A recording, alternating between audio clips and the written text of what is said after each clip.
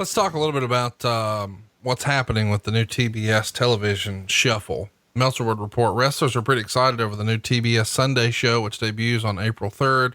They'll be getting bonuses for appearing. The participants in the main event will split a $7,500 bonus, which is a huge payoff for a single match. And those in the semi-main will split 2,500. Each show, called NWA Main Event, will have 3 matches, a few interviews, and the bouts will have length to them, and the show will become the new C show of the package, running a week later in syndication, replacing the old CWF and Power Pro shows, which will be dropped in April. I guess the bonuses in theory will lessen complaints if the heels are asked to do jobs on television, if in fact we do see jobs. I expect good action with mainly DQ finishes. Yeah, that's appalling to have it categorized in this manner. That I expect good matches with mainly DQ finishes. Obviously the bonus money for a singles match was to help compensate these hurt feelings. I say that with my eyebrows up, and somewhat bullshitting you. The hurt feelings of somebody that had to put somebody over. So in other words, you got bonused for doing your job. So that the bonus was to help you appease your ego, because you can make the story. The wrestlers can make a story. Well, this is going to kill me. It's going to kill us. We're losing. We'll kill us. So you're discounting your own ability to do a job. You're discounting your own ability to have a match where the last 3 seconds are what they are. And getting me on this great story to get to that last 3 seconds really is irrelevant. It's not irrelevant. It's everything. So I always thought, Jimmy explained that to me one time. He said, we're going to do this deal. We're going to have matches on TV. We're going to have finishes.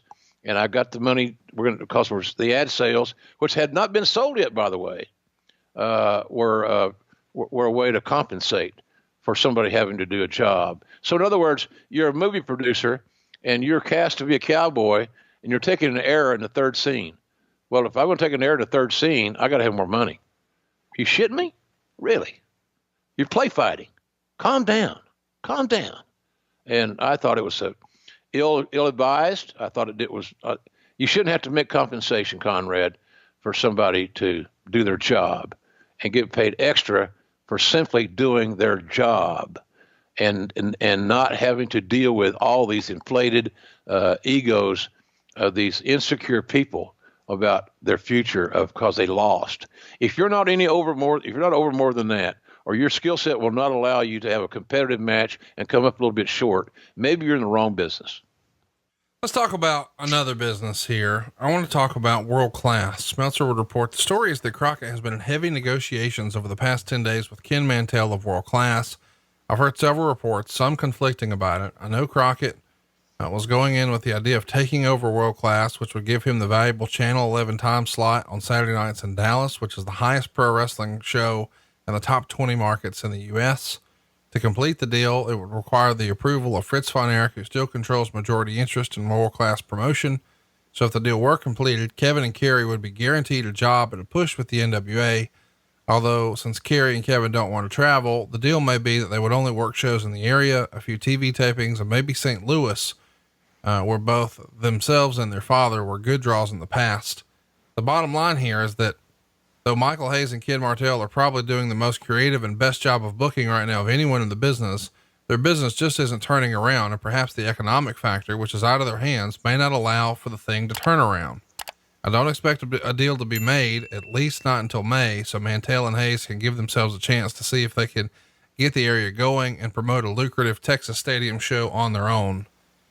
It's fascinating to see that on the heels of doing the Watts deal, Crockett was still looking for more, perhaps, but not buying them. Yeah. No money changing hands here. He'd already been bit in the ass by that deal because he misplayed the investment in UWF. He misbooked the UWF, and that he wasn't going to go back there. Everything that we laid out in our meeting in Atlanta when I pitched him to buy UWF, he loved at the time. But then when he left that meeting with he and Rob Garner and I at Signature Air in Atlanta, then things started changing. So what that tells me is that he got back into his normal constituency, and guys like Dusty and Nate and others who had a major vested interest in Jim Crockett Promotions did not buy in to the UWF will be an equal, and we will end up having competition and trades and pay-per-views against each other, one-off pay-per-views, a UWF pay-per-view maybe twice a year, a JCP credit a pay-per-view maybe 4 times a year, something like that. There's all those things that we talked about that seemed logical, and you owned all your assets, was shot down because talent really didn't feel comfortable and safe in that environment anymore. They had a comfort zone in JCP. They had a great rapport with the owner. Now you're bringing all these other guys in, a lot of them young and athletic, like Sting and Rick Steiner and these cats. So there was a lot of more, but that was kind of where it was. I think the talents killed the idea. But the thing about Jimmy going back and trying to talk to Mantell and Hayes, that's simply to get their TV. Put Crockett's talent on TV, work some big shows, get the key guys like Mantell and like Hayes, and of course Fritz's voice, paydays. So it was a way of investing, expanding, and growing without a huge outlay of cash, which on the surface, not a bad concept. If you can get into a major business and major territory in a top 10 market with no money. So, but I think the idea was killed in Charlotte. I think the idea was killed in Charlotte because at one point Jimmy was all gung-ho. Then all of a sudden he had all these doubts because the doubts have been raised by talents who didn't want to lose their spot, and maybe more importantly, didn't want to compete for their spot. It's remarkable that, all of this history happened all this time ago, and we're just sort of uncovering it for the very first time. Let's get to Clash of the Champions 1, and keep in mind, this show is going head to head with WrestleMania 4. We start with an incredibly cool old school NWA intro showing the various championship belts with the lightning striking in the background.